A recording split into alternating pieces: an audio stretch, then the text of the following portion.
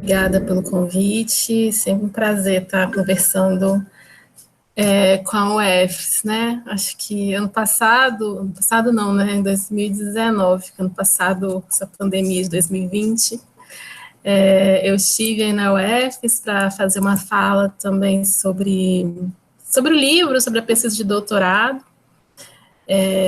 Vou me apresentar melhor. Meu nome, então, a Adriana já me apresentou melhor, não do que a Adriana e a Micaela, né? Eu já entrei falando e não falei muita coisa. Mas, então, como a Adriana e a Micaela me apresentaram, sou professora aqui na Faculdade de Arquitetura da Federal da Bahia, né? Minha formação é toda em arquitetura.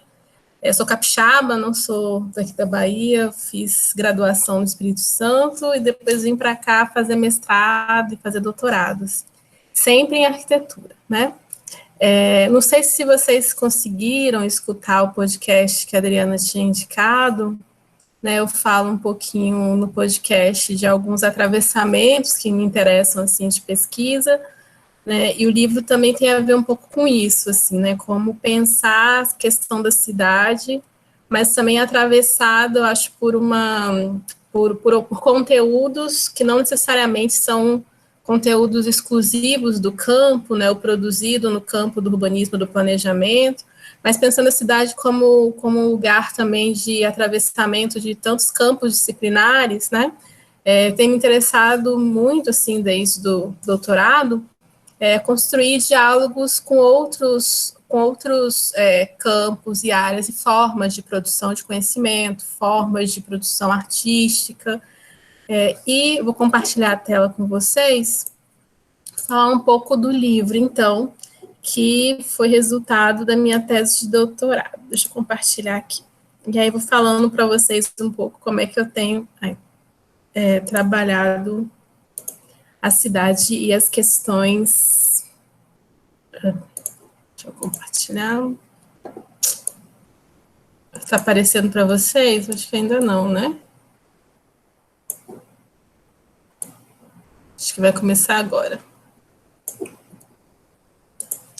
Apareceu? Quanto tempo eu tenho? Só para eu me controlar aqui também. A nossa aula de hoje vai até às 21, né? Então, eu acho que a gente pode dividir talvez uma hora de apresentação e outra hora para perguntas e respostas. O que vocês acham? Pode ser? Acho que funciona. Vocês acham que funciona?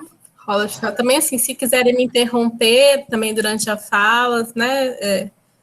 Podem ficar à vontade, assim, também. A gente pode fazer um espaço mais também conversado, né? Alguém conseguiu escutar o podcast? Só coloca assim, sim ou não aqui no chat, para eu ter uma ideia, assim, se vocês já escutaram alguma coisa, né? E aí, para eu pensar como é que eu também conduzo essa fala.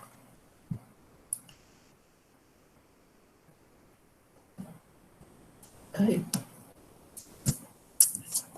Algumas pessoas assistiram. Então, eu vou falar um pouquinho do contexto também dessa fala do podcast, e aí eu já pego e linko com essa apresentação, né? Então, no episódio, quem não escutou, não tem problema, pode escutar depois, falar um pouco sobre ele também, de repente desperta curiosidade, né?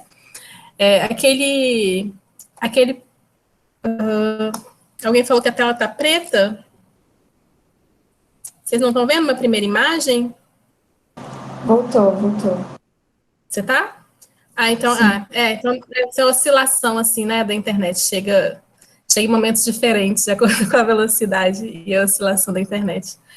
Então, aquela fala do podcast, né, ela compõe um evento chamado Cidade, Gênero e Interseccionalidade, que foi realizado no SESC Formação, em São Paulo. Foi um seminário com vários dias de conversas com várias pesquisadoras de áreas diferentes, assim, mas que pesquisam sobre a cidade, pensando discussões que trouxessem questões de gênero, raça e classe para dentro da discussão sobre as questões urbanas, né? Então, aquela minha fala do podcast foi um convite, foi a última fala desse seminário, que foram uns 3, 4 dias, E eu apresentei ali um pouco de como é que eu tenho pensado as questões de atravessamentos entre gênero, raça e classe na cidade. É uma fala que também já é resposta a algumas falas anteriores da minha, assim, então, mas sobretudo eu trago, eu acho, naquela conversa, algumas questões relacionadas à própria perspectiva de leitura sobre a cidade, né, apartada da discussão da racialidade, né, assim, pensando que é uma crítica que eu tenho feito em muitos lugares, como é que a gente constrói leitura sobre os processos de produção da cidade, ou sobre a história urbana, ou sobre urbanismo e a própria urbanidade da cidade, mas pensando no campo da arquitetura e do urbanismo, né, de onde eu venho, é uma discussão que encara muito pouco a questão racial como uma questão que incide, produz e é própria do seu campo também.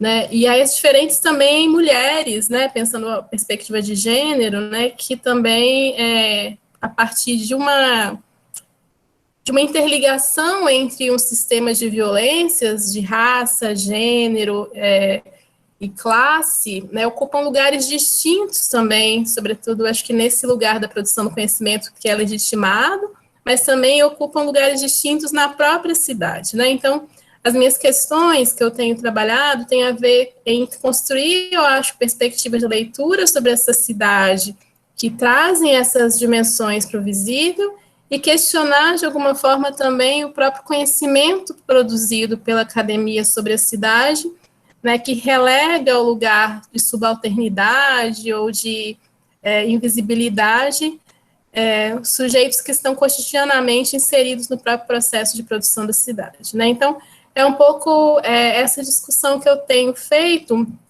naquele episódio, um diálogo também bem próximo com as artes, mas também com algumas pesquisas que têm sido feitas no grupo de estudos, com alguns orientandos, que tem também, eu acho, um gesto de pensar essa academia hoje, né? Quem é essa academia hoje? Os estudantes que estão nessa academia hoje, sobretudo também a partir da política de cotas e ações afirmativas, né? Onde a gente tem uma faculdade, uma academia mais diversa, né, e olhar para essa diversidade, para esses diferentes contextos e histórias, né, de trajetórias individuais e coletivas, né, como conteúdo, né, ou como próprio para construir reflexão sobre o campo, né, do urbanismo, do planejamento, do direito à cidade. Então, também é um pouco esse gesto, assim, né, de tentar dialogar com a própria academia na sua diversidade, hoje, né, de hoje ou dos últimos anos, sempre ameaçada, então também, eu acho que também politicamente me interessa muito construir essa possibilidade, inclusive, dos estudantes verem que a própria trajetória da vida, o lugar onde mora, o contexto e as condições que foram movidas, né, pela família, pela comunidade, pelo um coletivo de pessoas dos quais eles têm familiaridade, são histórias, são conteúdos, são dinâmicas que importam para entender esse processo de cidade. Então, a Carolina Maria de Jesus é a minha interlocutora da tese, assim que eu tentei chamá-la, né? Ela é uma escritora, não sei se alguém aqui já leu Quarto de Despejo, O Diário de Bitita, Casa de Alvenaria, são livros que ela escreveu e foram publicados. A Carolina é considerada a primeira escritora favelada, vou botar bem entre aspas, assim, esse apelido às vezes é positivo, às vezes é pejorativo, enfim, ela se considerava só uma escritora, né?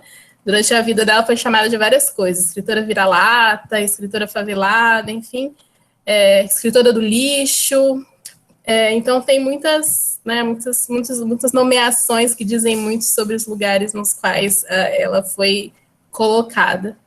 Né? Então, a Carolina foi uma escritora que escreveu um livro que teve muito sucesso em 1960, chamado Quarto de Despejo, né? E é um livro que ela escreve enquanto morava na favela do Canindé, que é uma favela que não existe mais em São Paulo, ela escreveu durante essa... Isso, obrigada, Cristiane. Eu vim com a cabeça, eu tenho que falar sobre isso e acabei esquecendo. Ontem ela acabou de ser aprovado, né, concedido o título de doutora honoris causa à Carolina, e isso é muito importante. Eu falei, se eu fico feliz ou se eu fico triste, assim, é feliz pelo reconhecimento, mas é triste que seja um reconhecimento tão tardio, né, e que ela não tenha usufruído desse reconhecimento em vida, mas é muito importante em termos de abrir precedentes também, e não só um reconhecimento mesmo em relação à sua própria produção, né? Então, a tese chama Corpo, Discurso e Território, a cidade em disputa nas dobras da narrativa de Carolina Maria de Jesus, porque me propus a dialogar com ela, vou passar essa imagem logo, para pensar essa cidade, assim, né? Para um incômodo que partiu talvez para o trabalho começar foi que eu tenho uma formação em arquitetura e urbanismo, mas sempre tive uma prática muito extensionista, assim, trabalhei desde a metade do início da faculdade com, né, assessoria técnica, não exatamente com esse nome quando eu estava envolvido nos projetos de extensão, mas trabalhando em ocupações de movimento de moradia, trabalhando com cooperativas em contextos periféricos, mas, ao mesmo tempo, acho que um estranhamento sempre muito grande, eu acho, de quando essa leitura ou a reflexão sobre a cidade era feita de dentro da academia, ainda que, obviamente, a gente tinha, né, uma sensibilidade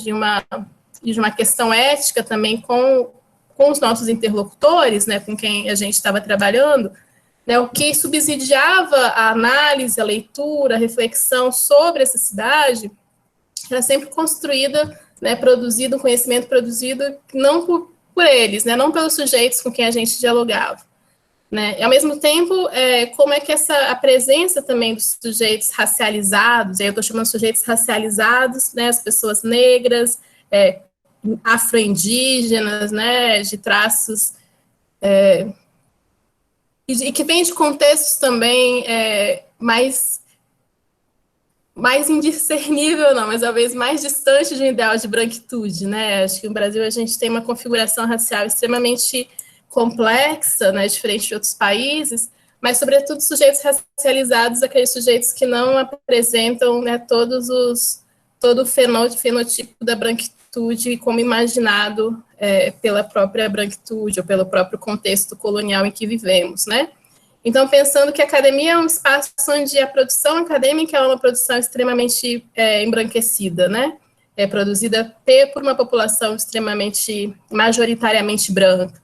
Né? Então, quando eu pegava esse conteúdo, né, ia colocá-lo a serviço da reflexão sobre os territórios, sobre as dinâmicas que eu estava estudando, né, esse estranhamento, assim, né, de sempre ter que mobilizar algo externo, né, ou sujeitos, ou conteúdos, ou produtores de conhecimento que são de outros contextos, para construir leitura, né, sobre os territórios racializados.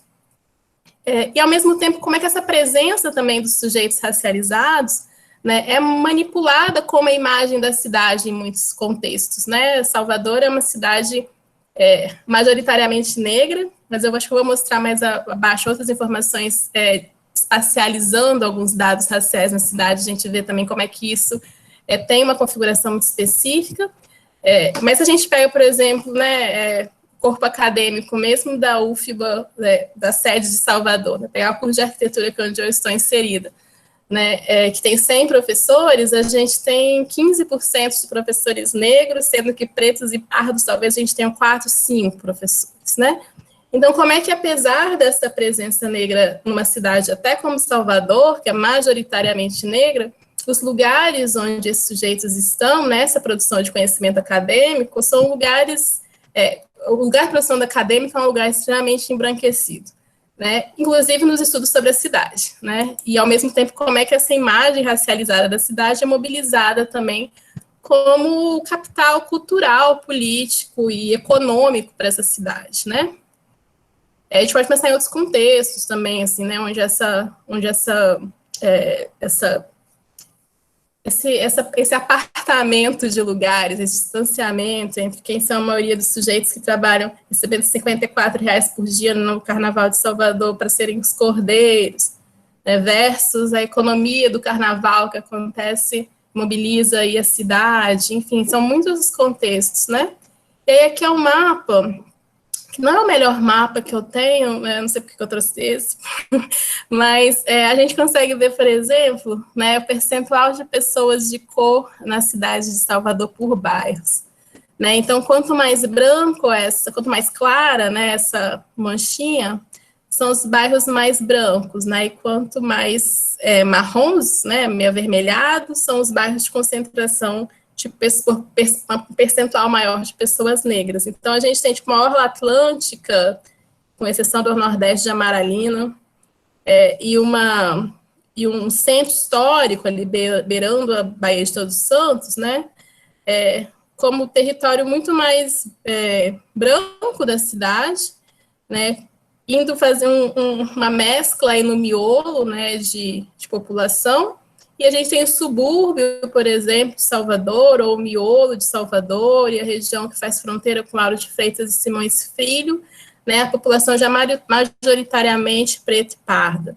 Né? Então, como é que, para além dos espaços da academia, a cidade também produz uma distinção racializada da forma como sujeitos se situam nesse território, né? Que acaba sendo também um rebatimento e uma articulação entre outras camadas também, né, desses marcadores das diferenças. Por exemplo, a gente pega a classe, a gente vai ver também que na orla atlântica, já quanto mais escuro, maior a renda, né?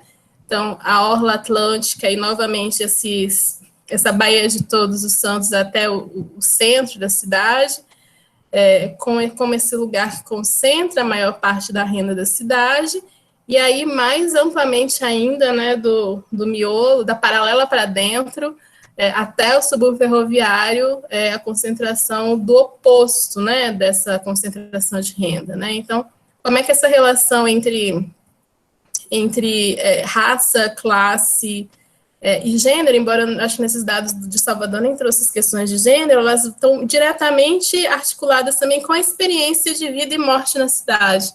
Né, só para, não vou adentrar muito nos dados da violência, mas a gente, enfim, só para trazer aqui os 12 mortos do Cabula, né, a morte do Davi Fiuza, e aqui um mapa da violência também, dos homicídios em Salvador, como eles também se concentram exatamente nos bairros onde tem maioria negra, né, pretos e pardos, e como ele vai abrandando para os bairros da orla atlântica e do centro, ao mesmo tempo que a gente pegasse o contingente de policiamento também que existe, né, um aparato de segurança que é essa outra moeda, né, o que é esse aparato de segurança e o que é esse aparato também de produção de morte, né, então não vou adentrar nisso, porque não é o foco dessa nossa conversa de hoje, mas para explicar um pouco o que mobilizou, assim, trazer a discussão racial para o meu trabalho, né, e como eu cheguei nessa discussão, querendo ouvir outras vozes que falassem dessa cidade,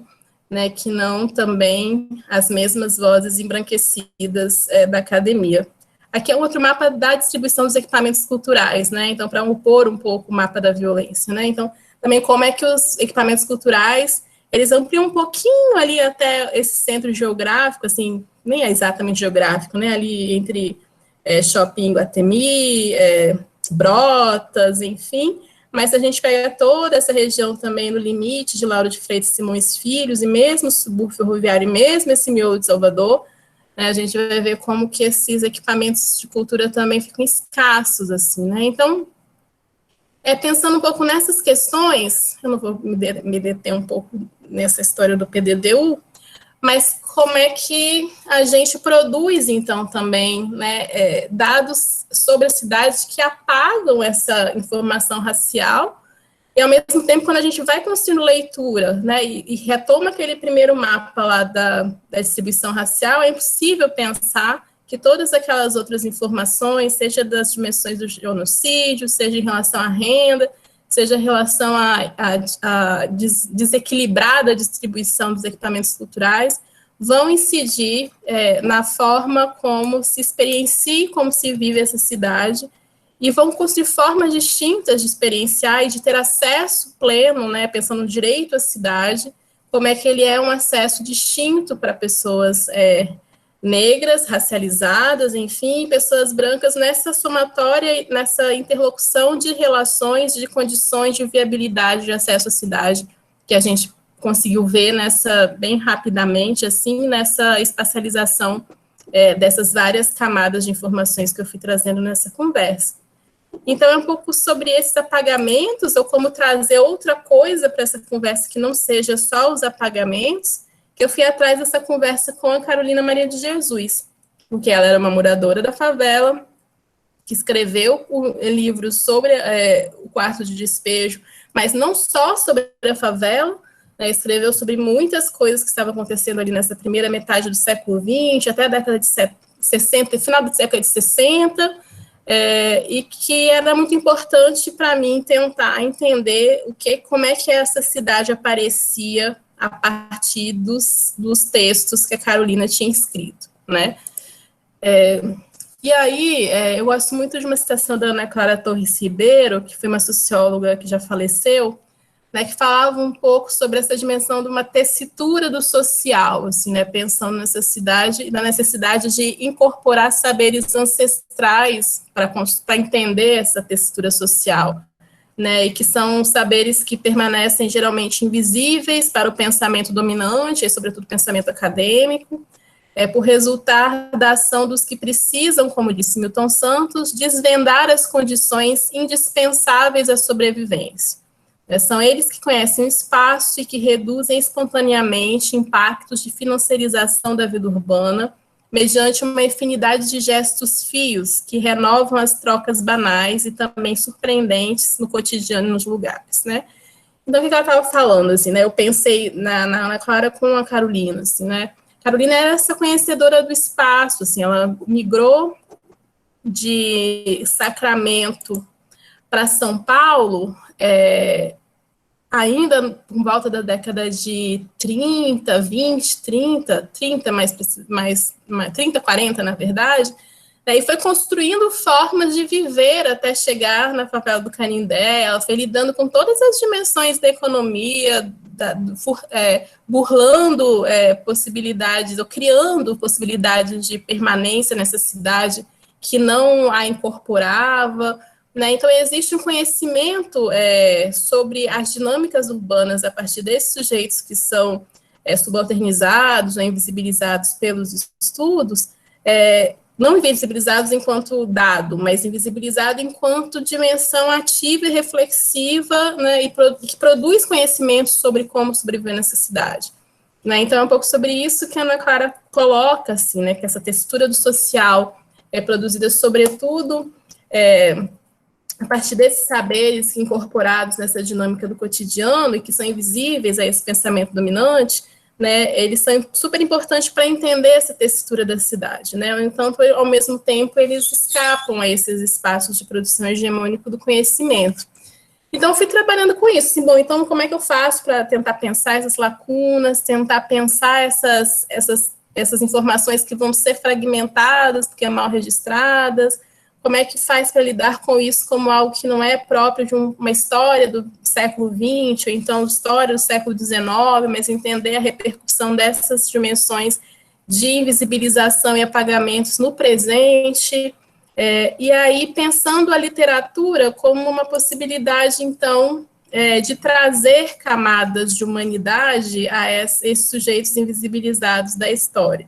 Né, e é muito em diálogo com outras pesquisadoras intelectuais que têm trabalhado com, trouxe a Conceição, mas tem outras, enfim, intelectuais negras que também trabalham sobre essa ideias semelhantes, né? A Conceição traz essa ideia de escrevivência como esse texto, né, escrito por um corpo, que diz respeito à escrita de um corpo, de uma condição, de uma experiência negra na cidade.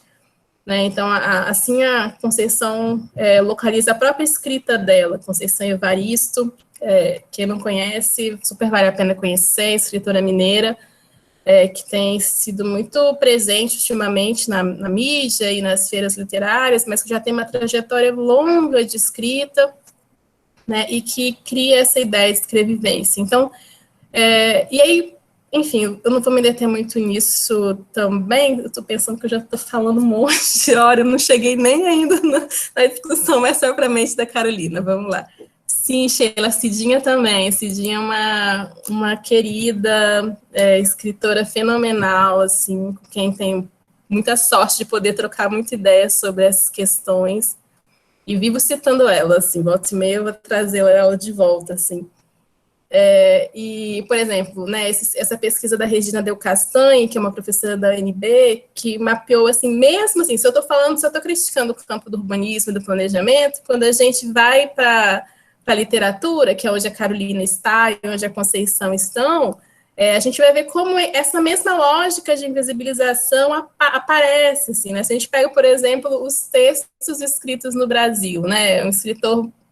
Quem são os escritores brasileiros majoritariamente? São homens brancos, primeiro, brancos, de ensino superior, a maioria é jornalista, a maioria estuda no eixo mora no Rio, eixo São Paulo, tem uma média de 50 anos, os personagens que eles mesmos criam, então, 0,4% são animais, 1,3% são seres sobrenaturais, 62,1% são homens e 37,8% mulheres, né? Apenas 1,6% das obras não tem, por exemplo, personagens importantes do sexo masculino, 1,6%. E outras coisas, né? Então, os personagens que esses escritores criam,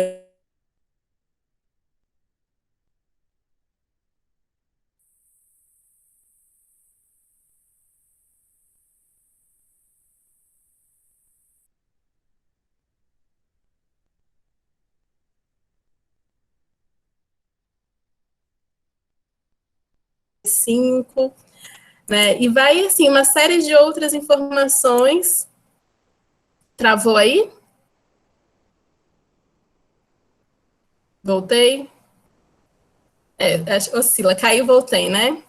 Então tá, então esse quadro resume bem assim que pensando para além dos textos acadêmicos, né, dos textos literários, também pensando como é que a gente constrói também o imaginário sobre a cidade a partir das coisas que a gente acessa, né, e que ativam nossa imaginação sobre a nossa própria, enfim, sobre as nossas próprias existências, assim, estão muito informadas pela essa dimensão do imaginário, seja da literatura, seja da televisão, seja do cinema, enfim, como é que até esse lugar da ficção, né, sobre a vida, enfim, é um lugar onde essa ficção também acontece informada pelos marcadores raciais e pelos marcadores das diferenças, pelos marcadores de gênero, né? Então, se a gente pegar, assim, essa pesquisa da Regina Del Castanho também foi bem questionada em um momento, porque se a gente pega também os sistemas de produção, de comercialização dos livros, né, as editoras, a fonte de dados, né, de referências que ela utilizou, pegando as principais editoras do país, como é que também há um sistema bem perverso em quem consegue publicar, né? Então, também tem todo um outro universo, que são das publicações independentes, enfim, que não estão mapeados nessa pesquisa da Regina Del Castanho, e que parece que as pessoas que não são homens brancos, classe média, de mais de 50 anos, morando no eixo Rio-Sudeste, não estão produzindo, né? Só que também estão produzindo em outro regime de visibilidade e comercialização dessa produção, né? Então, também queria pautar um pouquinho aqui, porque é isso, né? Isso é uma pesquisa que dá esse panorama dessa produção comercial, né, das grandes editoras, enfim. E aí, então, nessa produção, 7,9% apenas dos personagens, por exemplo, são negros, e quando aparecem 73,5% dos personagens negros são pobres e 20,4% deles são bandidos, né? Então, 56,3% dos personagens negros retratados nos romances brasileiros são dependentes químicos. né? E nessa mesma faixa etária, adolescentes, apenas 7,5% dos adolescentes brancos retratados nesses romances são, por exemplo, dependentes químicos, né? Então, como é que a gente tem um sistema que vai reproduzindo, né, e reforçando e construindo, seja, enfim, no espaço acadêmico, no espaço literário, no espaço do cinema, no espaço da televisão, né, um conjunto também de articulações, né, que produzem imaginários, né, sobre essas existências de uma forma muito violenta também, né, e naturalizando uma série de violências, né. Então, vamos lá. Então, como é que a gente pensa a cidade a partir dessas coisas aí que eu fui introduzindo, que são coisas que me instigam, né, me impulsionam a pensar esse espaço de produção acadêmica. Então, trouxe a Carolina, enquanto assumindo ela, a escrita dela como escrevivência, né, a partir do que a Conceição fala. Então, é uma escritora que tem uma produção literária que ela se caracteriza e se diferencia pelo que a Conceição coloca, por ser pelos vários lugares que ela ocupa, por ser uma mulher escrevendo dos seus próprios contextos, uma mulher negra brasileira escrevendo no Brasil sobre os seus próprios contextos, né? Isso não encerra a Carolina necessariamente numa escritora que faz um relato documental apenas, né? Ela também tem atributos literários e estéticos muito caros, que normalmente são muito pouco explorados também, mas é uma construção de uma narrativa que articula um lugar, né, uma condição, né, e, sobretudo, dois atravessamentos também de raça e de gênero para construir argumentos e textualidades sobre a cidade. Então, quem é Carolina? Né, ela nasceu em 1914, numa cidade chamada Sacramento, no interior de Minas. E aí, pensando assim, 1914, já estamos no século XX, né? Mas imagina que aqui em 1914, numa cidade no interior de Minas, uma cidade que vivenciou muito vividamente o período da escravização, né? E que é uma cidade pequena, cercada por grandes fazendas. Então, ainda que em 1914, obviamente, já fôssemos república e já tivéssemos também abolido a escravidão, né, as relações que se constituem nessa cidade são relações que ainda reproduzem lógicas, né, escravistas e coloniais, né? Então, o avô da Carolina, por exemplo, no livro Diário de Bitita, que ela conta, ele foi o único o negro vindo da última leva dos negros cabindas, antes do fim do tráfico. Ela reforça a última leva dos negros mais bonitos e mais inteligentes, né? Ela considerava o avô dela um cara bem inteligente, e com quem ela aprendeu muito sobre a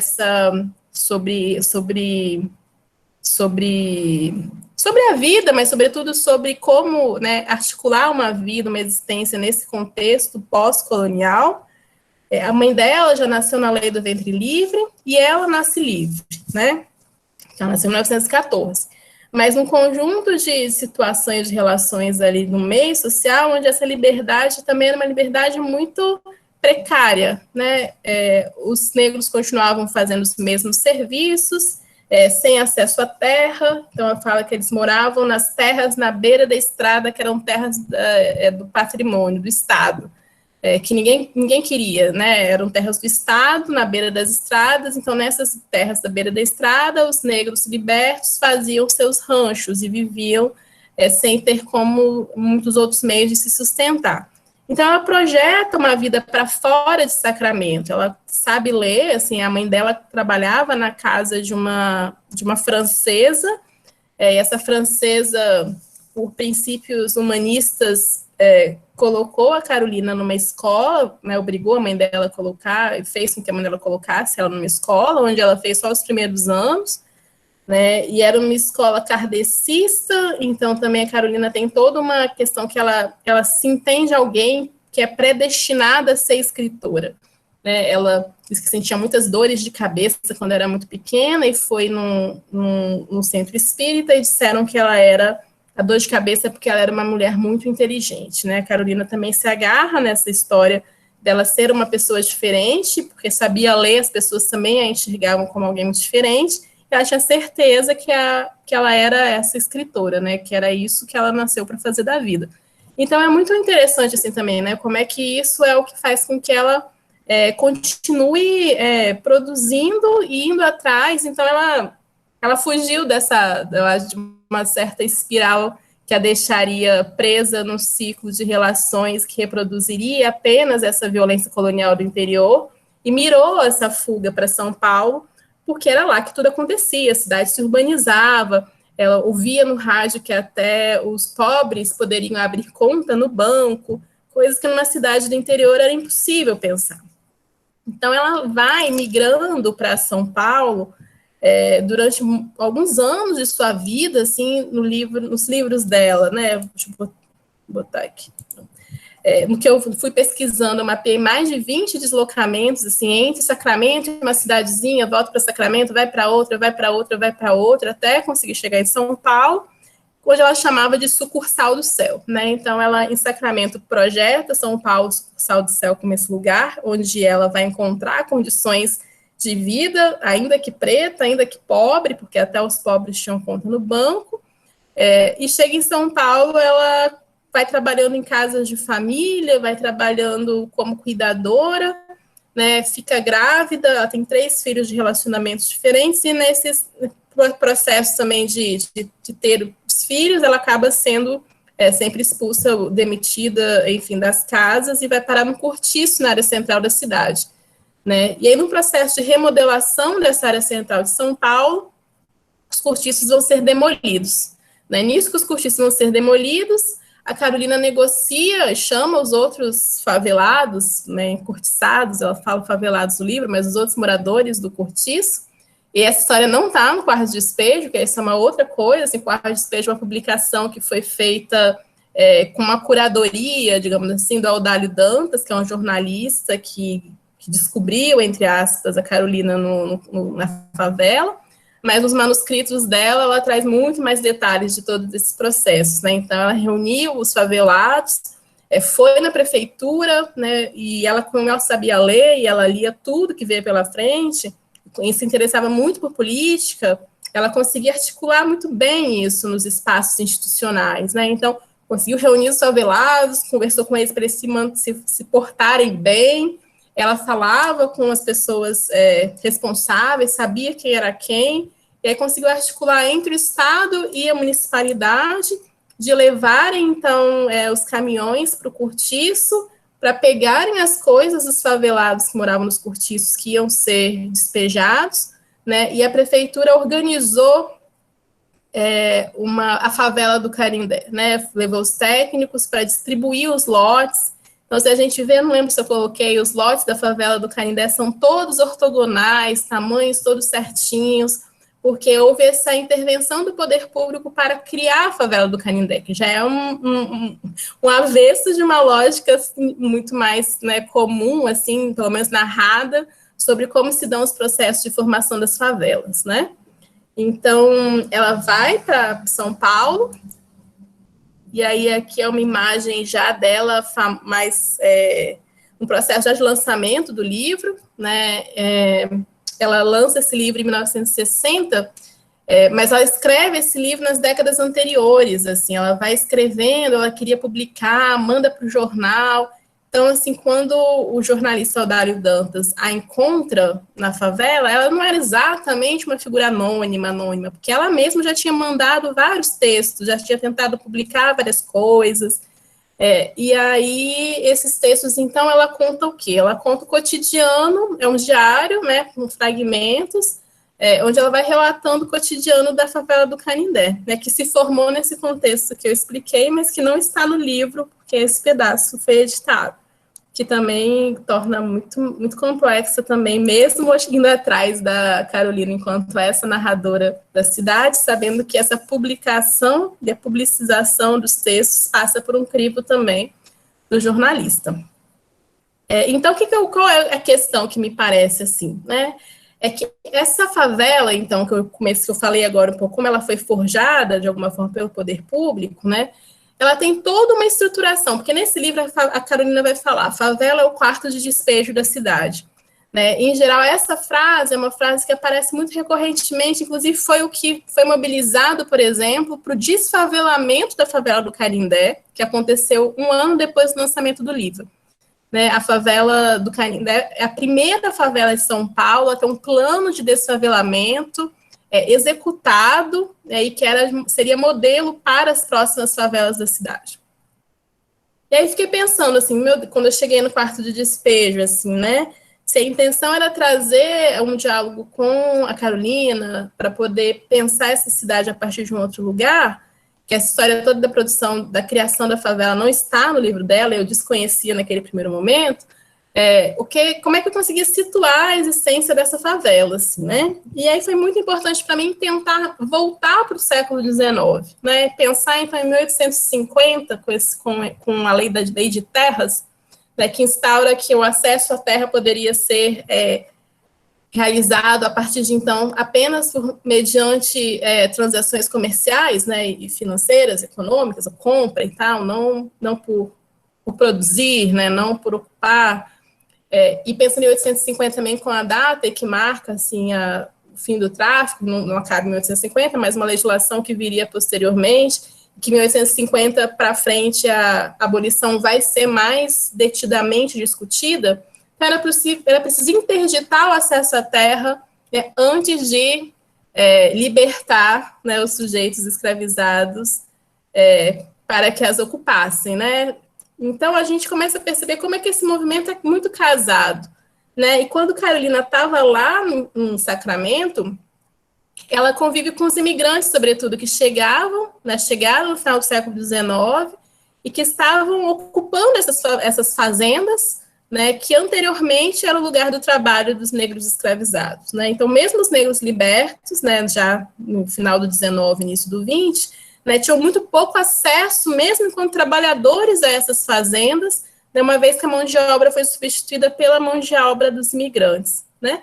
Então, quando ela chega em São Paulo, esse outro lugar, esse outro momento de urbanização, né, como é que a favela do Canindé existe? Ela existe por conta de um desmonte dos cortiços do centro, né, por conta do deslocamento, então, desses sujeitos, né, agora sem teto, digamos assim, dos cortiços, né? Então, uma condição de sem teto provocada pelo desmonte da remodelação do centro, né, e uma favela provocada, produzida pela própria municipalidade para abarcar esses sujeitos que ela desloca do centro para lá.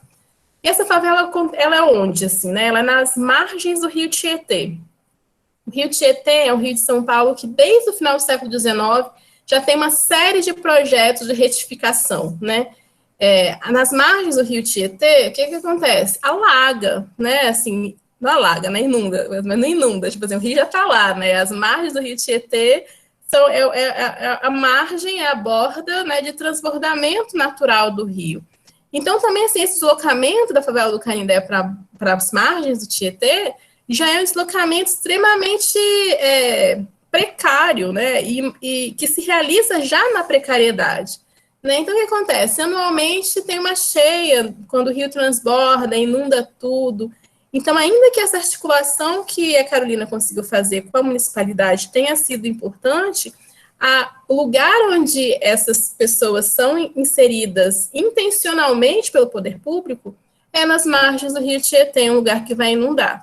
Né? E por que ela vai ser desfavelada, a favela em 61?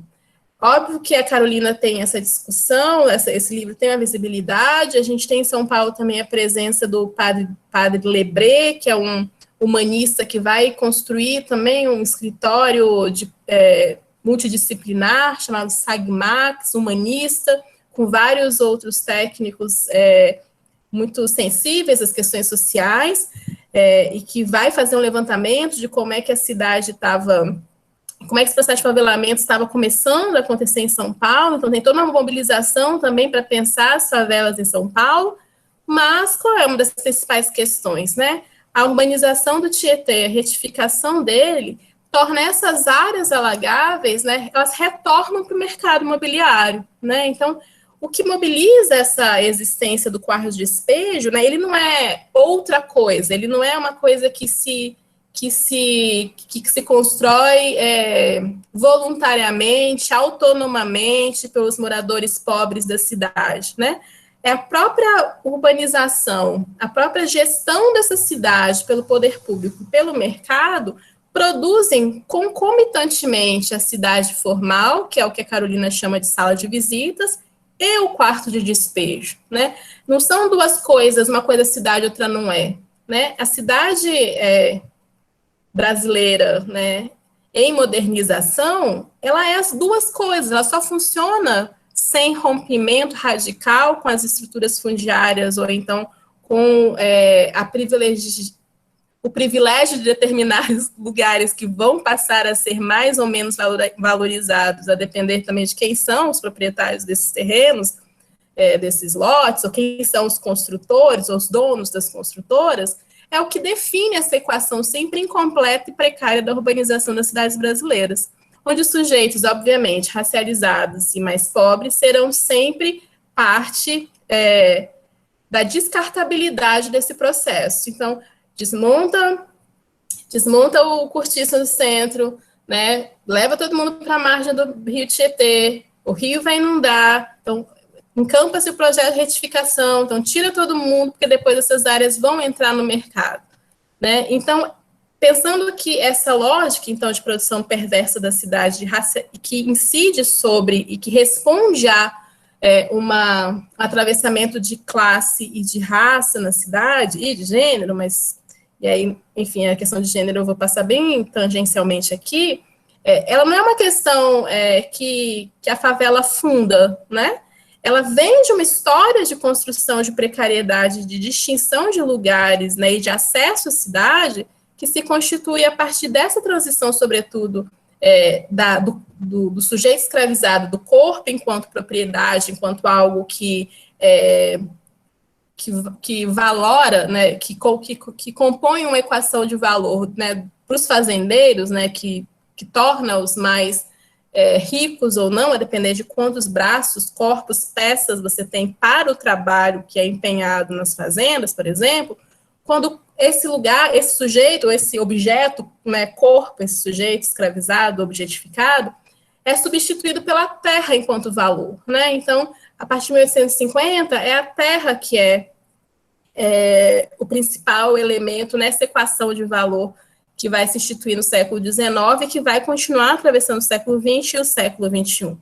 Então, essa ideia de que a favela é o quarto de despejo da cidade é uma ideia que vem sendo gestada e construída do século XIX e que continua até agora, até 2010 aí, porque eu comecei a fazer minha tese em 2011 e essa imagem era de lá, assim, mas enfim, essa setinha segue para os dois lados, que não temos como escapar da nossa história colonial e patrimonial e enfim, em todas as nossas heranças não resolvidas, para entender esses processos de produção contemporâneos da cidade. Então, aqui são os outros livros da Carolina, nas capas deles aqui, que eu vou analisando, né? Então, a Carolina produz em 60, o Quarto de Despejo, em 61, A Casa de Alvenaria, que é um livro também muito pouco falado dela, onde ela vai passar a morar na Casa de Alvenaria, depois do sucesso do livro, não se sustenta lá por muito tempo, e depois vai morar num sítio em Parelheiros, né, na região metropolitana de São Paulo, e vai morrer lá, né? Então, ela publica em 60, Quarto de Despejo, que é um super sucesso. Em 61, no Caso de Alvenaria, ela faz uma crítica à classe média da Casa de Alvenaria, ela passa a morar lá, mas ela vai ser super mal recebida, obviamente, pela Casa de Alvenaria. Ela publica esse livro, então, que narra a saída dela do Quarto de Despejo, a chegada na Casa de Alvenaria e todas as questões complexas que ela enfrenta nesse meio do tempo. O jornalista que a descobriu faz o prefácio desse livro, que é um prefácio vergonhoso, vai falar, tipo assim, gente, me desculpem, esse livro está sendo publicado, eu falei para a Carolina não publicar, ela devia voltar a ser aquela mulher humilde que eu conheci lá em 1960, porque o que ela tinha escrito de valor já estava lá, então, desculpem, porque ela é uma mulher que só consegue ver a Casa de Alvenaria a partir do seu lugar de favelada. Então, não esperem nada desse livro que não um texto sobre uma mulher favelada que só sabe ver o mundo a partir daí. Assim, é inacreditável que esse prefácio exista nesse livro, e ele é um fracasso. Assim, a Carolina banca a publicação dele com o próprio dinheiro que ela ganha em quarto de despejo. O livro é esquecido, ela some da mídia. Em 64, a gente não pode esquecer que a gente tem a ditadura, né? Então, também esse lugar, essa narrativa de um Brasil pobre, um Brasil favelado, não é algo que interessa politicamente. Então, isso também faz com que ela não consiga produzir muito mais coisas.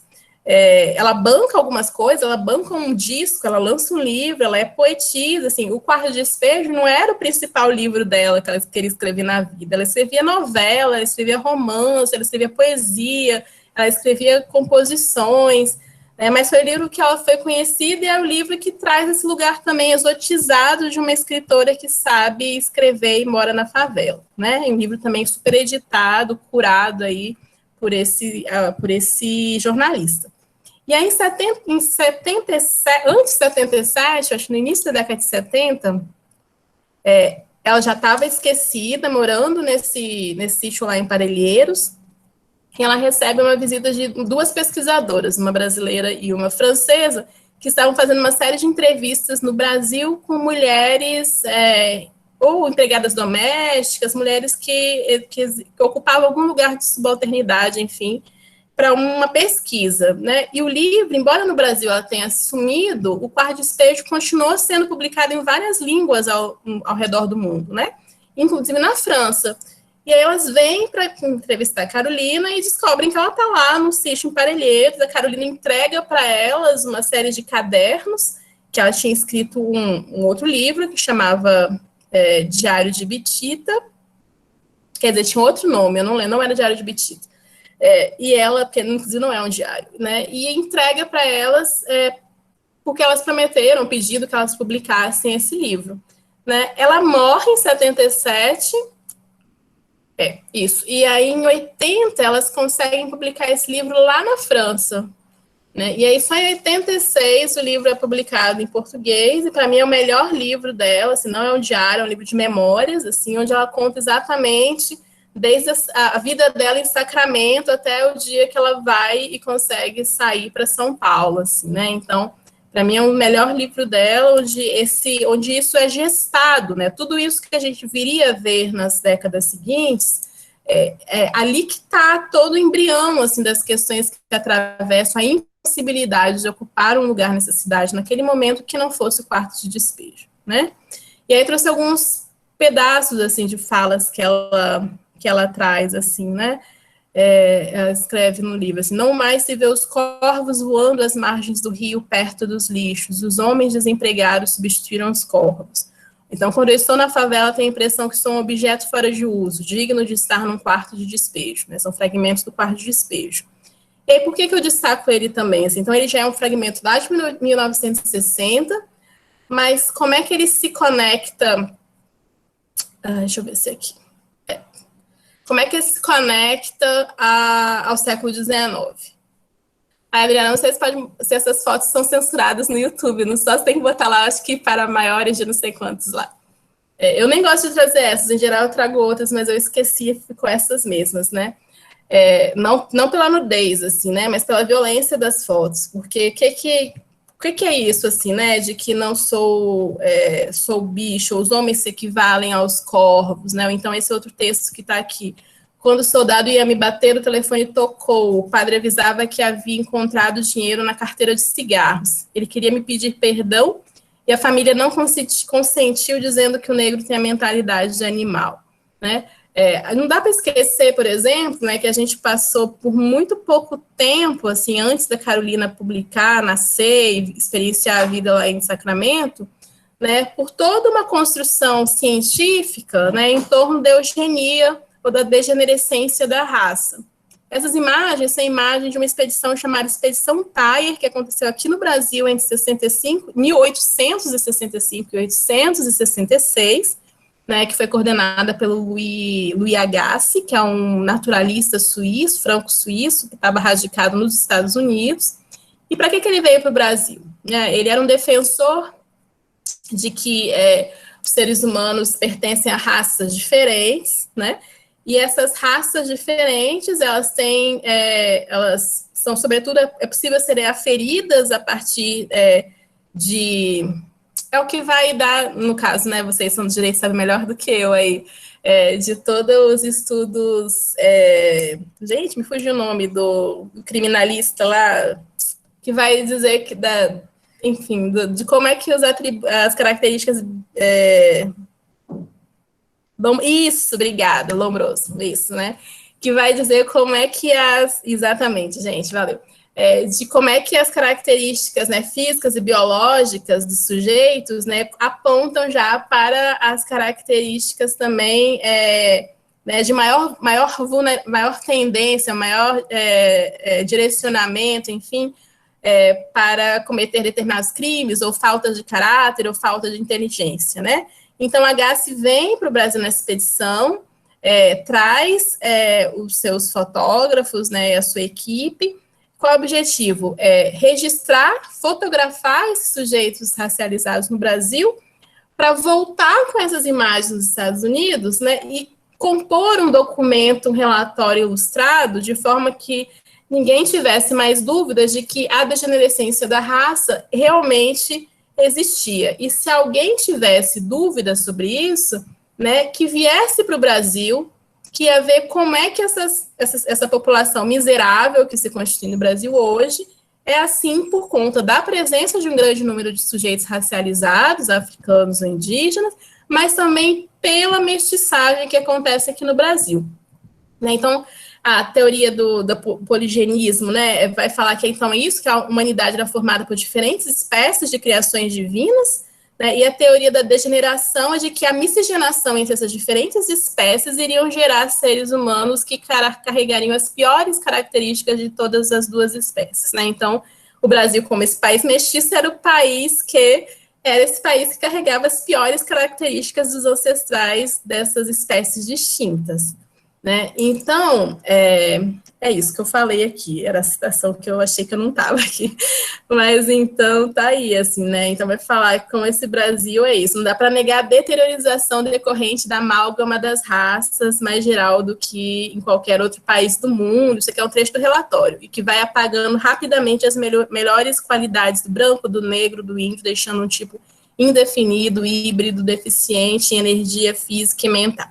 Né? Então, quando a Carolina fala lá que o padre falou que precisava pedir desculpas, mas ninguém deixou porque o negro tem a mentalidade do animal, isso lá em 1920 e pouco, né?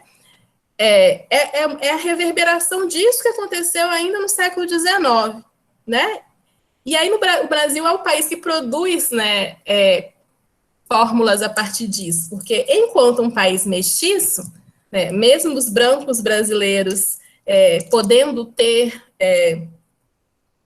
traços de mestiçagem pelas próprias violências sexuais que aconteceram historicamente em relação às mulheres racializadas, né, era preciso criar também artifícios para que o Brasil pudesse, ok, temos os sujeitos racializados, mas, né, o Brasil tem um Brasil também que pode lidar com isso. Então, a gente tinha, por exemplo, a teoria do branqueamento, que o Domingos José Nogueira Jaguaribe desenvolveu em 1877, que dizia que o Brasil era um país mestiço, sim, mas existia uma tendência ao branqueamento, né? Então, isso justificava, inclusive, a chegada, né, dos imigrantes europeus, né? E a fórmula era a seguinte, né? A fórmula baseada no antropólogo francês Armand de Quatrefages, nunca sei falar o nome, a Adriana que fala francês. Mas o mulato cruzando por 5 gerações com o branco, transformar-se em branco. E 1/8 do sangue negro, esse sujeito teria, mas que era vantagem, porque asseguraria descendentes fortes e resistentes à febre amarela e outras doenças tropicais. Então, a gente fabricou cientificamente essas ideias, né? Isso não é só o Agassiz franco-suíço que chega. Ele vem aqui, ele e outros cientistas, para demonstrar como o Brasil é esse lugar das piores características raciais, né, de cada uma das diferentes raças criadas por Deus, porque é um país que se miscigenou, mas o Brasil produz respostas a isso, e as respostas são todas em direção ao branqueamento, né, ao incentivo da chegada dos imigrantes, e como é que a chegada dos imigrantes vai impactar diretamente, né, no acesso à terra. No acesso à terra que privilegia um determinado grupo, né, e deixa de fora um outro grupo. Falando isso muito também a partir desse contexto sudestino, né, que é onde a Carolina está e onde eu estava pesquisando na época, e sobretudo também pensando São Paulo, Minas, São Paulo, Rio, Espírito Santo, eu sou capixaba, já falei, e obviamente esses arranjos regionalmente têm características não necessariamente exatamente iguais, né, mas com traços também de racialização dos seus processos que não escapam, enfim, aos diferentes contextos brasileiros, né? Então, já estou aqui falando quase uma hora.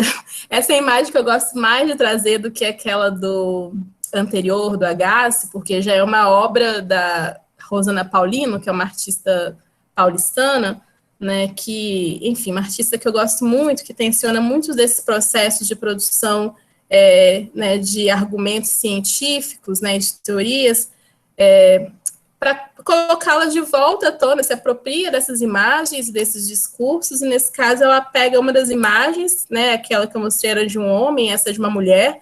Então são imagens que estão disponíveis hoje no domínio público, nas bibliotecas, sobretudo acho que essa é de Peabody em Harvard, nos Estados Unidos, né, porque eles voltaram com essas imagens para lá.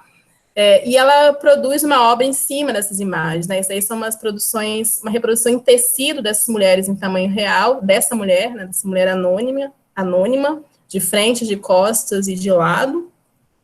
E a Rosana borda em cima dessas mulheres, na de costas, raízes, na de lado, um feto, e a de frente, um coração. Parte esses tecidos, assim, e cose novamente, de forma meio desencontrada, essa mulher, né, agora humanizada nesse processo de intervenção artística, que lhe confere raiz, né, vida, feto e coração, mas sempre desencontrada, construindo aí visualmente esse lugar da impossibilidade de recomposição integral do trauma colonial e da escravização, né? Então, quando a gente pensa, essa história que está ali no século XIX, a gente pensa que está muito longe, mas é uma história que vai se arrastar durante o século XX de uma forma muito presente, assim, né? A gente vai construir o mito da igualdade racial, a gente vai construir uma série de apagamentos de marcadores raciais nas leituras acadêmicas ou nas propostas políticas, ou no universo das artes, então, é um universo talvez também radical, porque é quase impossível pensar um apagamento da dimensão racial no lugar da produção de imaginários, enfim, mas isso é outra coisa, mas vai construir esse conjunto de elementos nos quais a gente, de alguma forma, se desloca, né? Como é que a academia produz pode ser cientificamente violenta, né? Como é que um projeto de nação pode ser extremamente excludente e violento, né? Como é que as escolhas políticas e econômicas podem redundar em processos também de privilégios e de apartamentos de condições de acessar a cidade, né? E o acesso seletivo à terra como algo que faz parte desse combo de coisas que compõem essa nossa equação de violências sobre os sujeitos e seus corpos e seus territórios. Bom, eu acho que eu vou talvez abrir um pouco para a conversa com vocês. Deixa eu ver aqui só, para não acabar tão, eu queria acabar melhor, não acabar tão assim. Mas eu vou falando ao longo da tese, eu vou tentar terminar assim para falar como é que eu desenrolo isso, né?